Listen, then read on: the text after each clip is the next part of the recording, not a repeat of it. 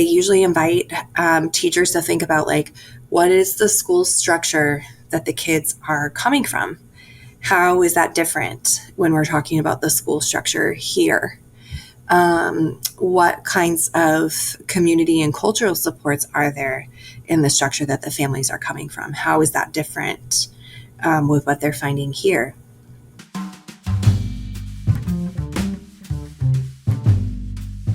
Hello, everybody. My name is Amanda Macadam. I am a school nurse with Melrose Public Schools in Massachusetts.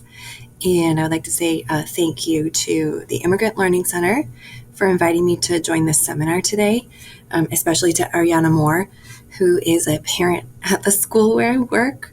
Thank you for inviting me. It's a real privilege to be here. This is something I care a lot about. So who am I? I have my RN and BSN. I care a lot about supporting families who are non-English speaking. I grew up in Southern California in a primarily immigrant neighborhood with a lot of families who were from Mexico, El Salvador, and Guatemala.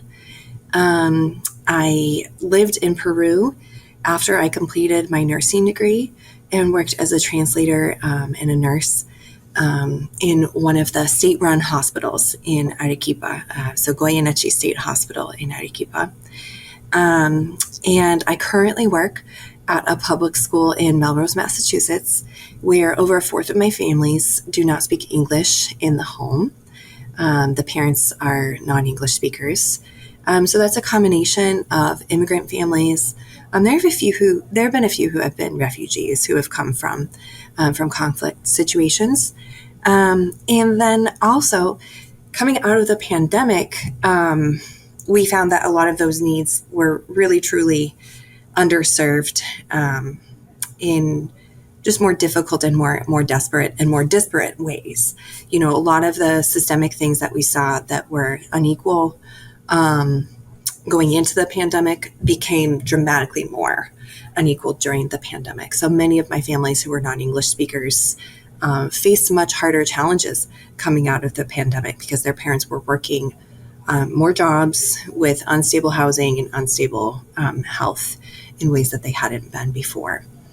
So that's who I am. That's kind of what I bring to this presentation, and I'm very happy to be here. Thanks for having me. So when we are talking about our families who are immigrants or who do not speak English, the parents, we're thinking especially about the parents. Many times the kids are the ones who are coming in with higher language skills than their parents because the kids are in contact more with English throughout the day, especially being in schools, in public schools. So first, I would just like everybody to think about what are some of the challenges that are facing the families that we serve. So if you think of a particularly challenging family or situation where you were just like, either it was hard to say what was going on, or you knew that they were very desperate situations, you know, what were some of the things that were challenging for those families? And so I have written down a few. The ones that I've written down were they may be facing uncertain immigration status. You know, last week I had several families who went to immigration appointments like urgently because suddenly they faced a much higher fear of deportation based off of their immigration status. So they may be facing some pretty big uncertainties about where they will be, what they will do, if they'll be separated from their families. You know, truly things that most of us don't have to think about most of the time. Another challenge I wrote down is that housing can be predatory. So I had a Brazilian Portuguese speaking family who the daughter was coming into school and there were cockroaches in the backpack. And it turned out that the apartment that they were living in was infested. And the landlord that they were renting from was just not doing anything about it because the family wasn't able to advocate for themselves speaking English. So we were trying to connect the family with the Board of Health and encourage them to file a complaint with the housing authority. But again, when the parents don't have as good of language skills, it's hard for them to think about doing something like that, even if it's well within their rights. So Housing can be predatory. That includes rental agreements, that includes maintenance, that includes like a safe living environment. Structural differences in their community and in their culture and in their schools. So I usually invite teachers to think about like, what is the school structure that the kids are coming from? How is that different when we're talking about the school structure here? What kinds of community and cultural supports are there in the structure that the families are coming from? How is that different with what they're finding here? And these families are coming into a situation where they're working so much harder to adapt and try to understand what is happening. And even something simple like how much do we communicate back and forth with the parents and with the families about like how the student's day went. That's something can be very different depending on what kind of structure the student came from, whether they were in a public school or a private school in their country of origin. So that's an important thing for us to ask kind of when we're going into these conversations with parents. What kinds of supports did you have before? What did that look like? How often did you talk to your teacher? What was the school year like? What was the school day like? Because, we're coming into this like big and overwhelming experience. An example of that is that I just had a conversation with one of my Spanish-speaking families where they came in and their student is a kindergartner and their student's been having some trouble keeping their hands to themselves. And their student really wants to make friends with other kindergartners. So we're talking to the parents and we're saying, we can see that your child really wants to make friends with other people. And like, we really want that for them. But the way that they're trying to go about that is they're kind of getting in other people's space. And like, how can we help them understand that like, they shouldn't be getting in other people's space. Like other kids are starting to push them away and say, no, they're not a safe person to play with. They're not a good friend because of that. And the parents were so grateful. They were saying like, oh, we're thrilled that you would even talk to us about this.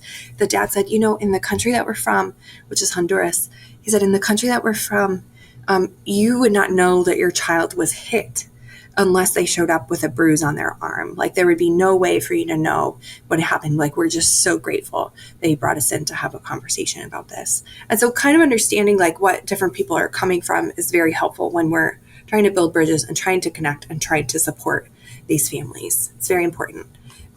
So the challenges I came up with were housing, immigration status, and the structures that they have come from, that they're so different from what we are experiencing here. All right, so what kinds of structures do we have that are already in place for the families that we serve? So I wanted us to think about two broad categories, which are private and public. Private structures and supports, public structures and supports.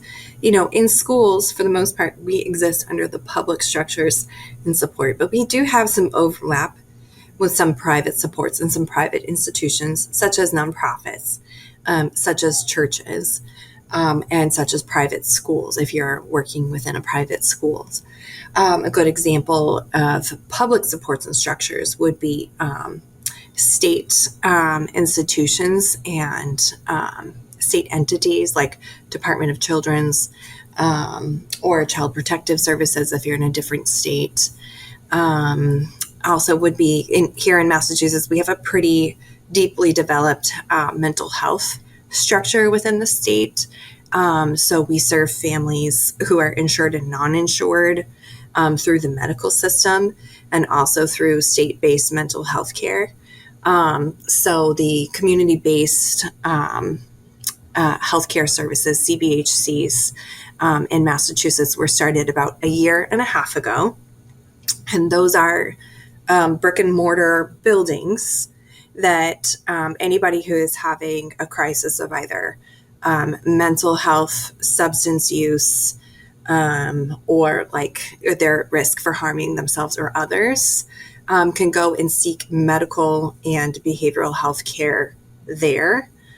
In Massachusetts, they started this initiative to take the place of overuse of emergency rooms, because they recognize that people who are going through mental health crises were going to the emergency room and being screened out when they really needed help and wraparound services.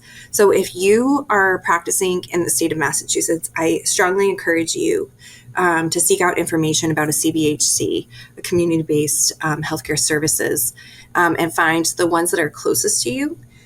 Because those include nursing services, psychiatric services, counseling service, ABA-based therapies, which we would use for students who have spectrum disorders or behavioral disorders. And they are all required to have immediate access to translators. So for our families, who are non-English speaking, if they're experiencing like a mental health crisis, if their student is experiencing a mental health crisis, we wouldn't want them to go and sit in an emergency room. We would want them to go to a place where we know translation is going to be available to them, and where we know that they're going to receive the wraparound services and the community-based services that they need. I was also going to plug a private institution that I know of here. Again, if you're in Massachusetts, I strongly encourage you to check out the Portuguese Speakers Family Alliance, I believe is what it's called, out of East Boston. Here at the school that I serve, the top languages that are spoken are Brazilian Portuguese, Mandarin Chinese, Spanish, Haitian Creole, and Korean. But Portuguese speakers are a huge part of our student population. And that's a private nonprofit, but they also are connected. They're part of that little Venn diagram that's connected private and public, because they also refer directly to in-home therapy when that is needed, using their social workers who are there on staff. So I'm going to try to print out, or to send out along with these slides, a list of some of the structures that are already in place for some of the families that I serve here in Massachusetts. If that would be helpful for anybody, please take a look. And the other thing that I would like us to just chat about briefly is how to include different perspectives when we're trying to actually make a difference for these families. So when we're trying as hard as we can to make a difference in the lives of our students, we really need to bring in different perspectives. And the number one perspective I would encourage you to include are the family perspectives, the perspectives of the students' parents. And then otherwise, I would encourage you to use your team and use the structure that you have within your school, and try to reach out for different supports. So in my school, I'm the nurse, and we have an experienced school psychologist. We have a school counselor with experience working in the community. We have a very strongly developed English language learners team, or ELL team. And then we also have a lot of supports for social emotional learning. And then we have kind of a depth of knowledge, because different people who are working within my program have worked also outside in the community about what structures and what perspectives are available from the outside. So me as a nurse, I always do my best to obtain a release of information to be able to talk to a student's doctor if we are concerned about their mental health and their care. And I have a list of the doctor's offices who are near me who use different languages routinely in their practice. So I have a practice who many of my Brazilian Portuguese speaking families go to, because most of their nursing staff, or many of their nursing staff, is connected or speaks Brazilian Portuguese. And so I know that there's somebody within that practice who can directly speak to these families about what they're experiencing. And I have a nearby pediatrics office where the family serves many Chinese-speaking and Korean-speaking families. So knowing kind of like what is available out to your families that could serve them in their language is a very helpful thing. And then bringing in the different perspectives is one of the things that I have found makes the most difference when we're working on these tricky cases. So we have a quick story about a third grade student. This was a student who was showing us some different signs that they were experiencing depression and thoughts about themselves that were like just darker and concerning. So they were expressing like, I don't like how my brain works. Sometimes I want to die. And they would wrap something around their neck, like a tie from a hoodie. They would wrap it around their neck.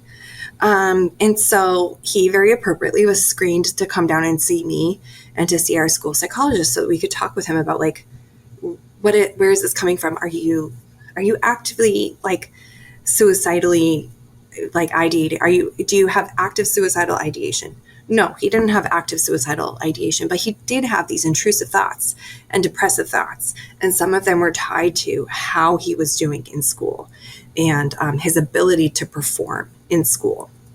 We brought his mom in, we brought a translator in, and we sat with his mom and we had like an hour-long conversation with his mom. His mom was very upset to hear that he was having such a hard time. She was saying she thought that a lot of this was coming from video games. Some of like the darker thoughts and like the expressions of violence were coming from video games. She really wanted him to come to church with her so that they could, together seek some counseling from her pastoral staff. And we gave her the information for a community-based healthcare center and informed them that translation services are a must at a community-based healthcare center.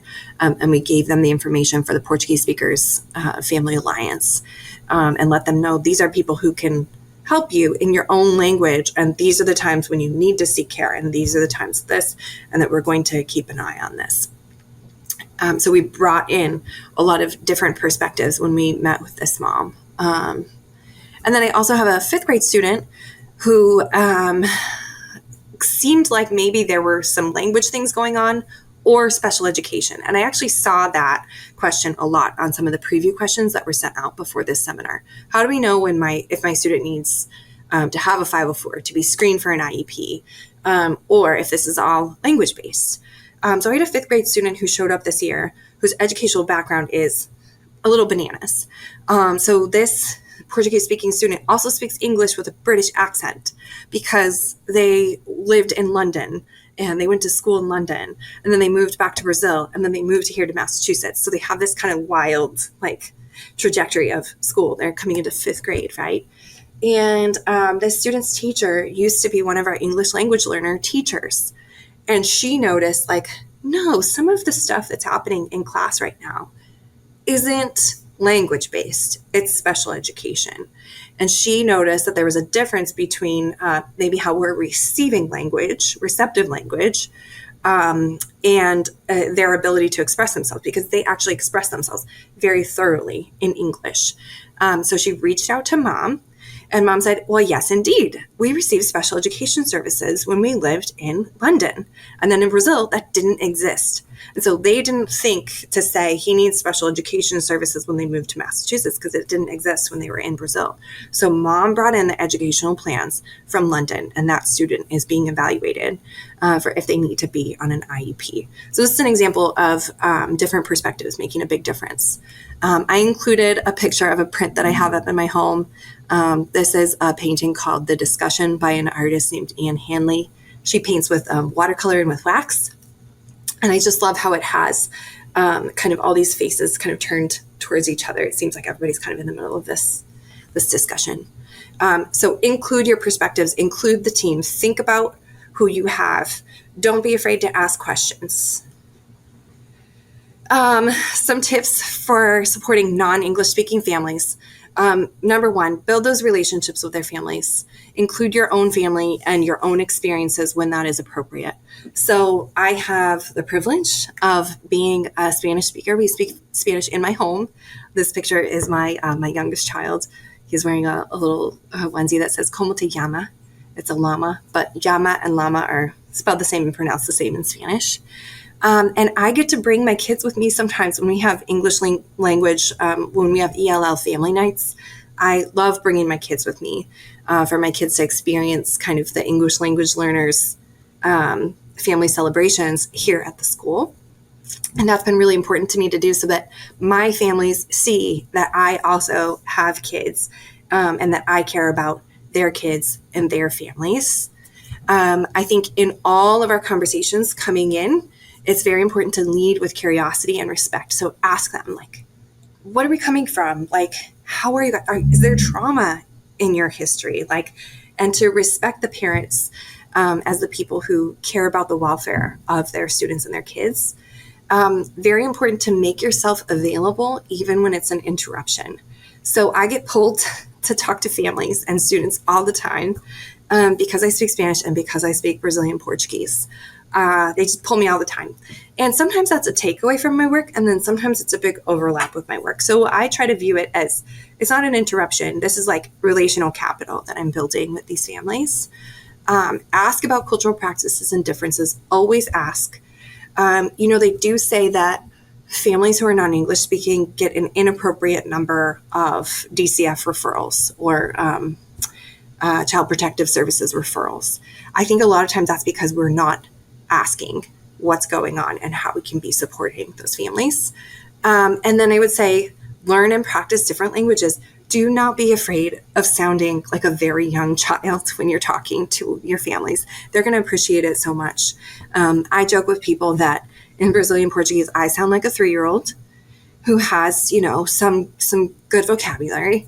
And then in Spanish, I sound like an 8-year-old who, again, like has like a pretty solid like medical vocabulary, but like still makes some grammatical errors, when I'm talking. So learn and practice different languages.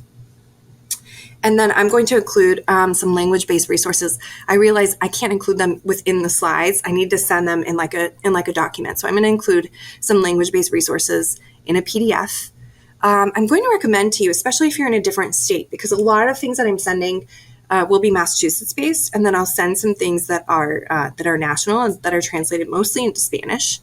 But if you're ever looking up, how to say a particular thing or how to find information about a particular thing, you can actually reverse Google search something. You can search it in that language, and you can see if there's already material available in that language from, like the CDC or from from health-based organizations, mental health-based organizations. If you search it in that language, it actually will come up a lot of times with like an informative sheet or document. So that's one of the tricks that I would like to invite you to try. And then I'm just going to go back really quickly to my first slide to say this. I saw on the preview questions, just a lot of questions about how hard it is to serve the families that we are serving. And I'm not sure if I'll be able to make it to the panel questions and asking afterwards. But I was going to say, it is hard and it is overwhelming to support families who have such deep needs and who you're concerned about, and you feel kind of a sense of desperation for them sometimes. So I included a picture of sequoia trees here. I grew up in California. I'm from California. And the sequoia groves and the redwood groves are really unusual because they're a type of tree that's capable of sharing their roots and their root system. And they share nutrients to trees that are having a harder year or a difficult year. And we can only do this kind of work if we're approaching it from a team-based like base. If we're coming at it from a team perspective. If we're trying to do this alone, you will very quickly become overwhelmed and you'll very quickly burn out. And we need people who have experience and longevity to keep working within this field. So invest in your team. Investing in your team is also investing in your families. Thank you guys for having me. I hope to be able to make it to the question and answer portion of this seminar. And I hope you all have a great evening. Bye.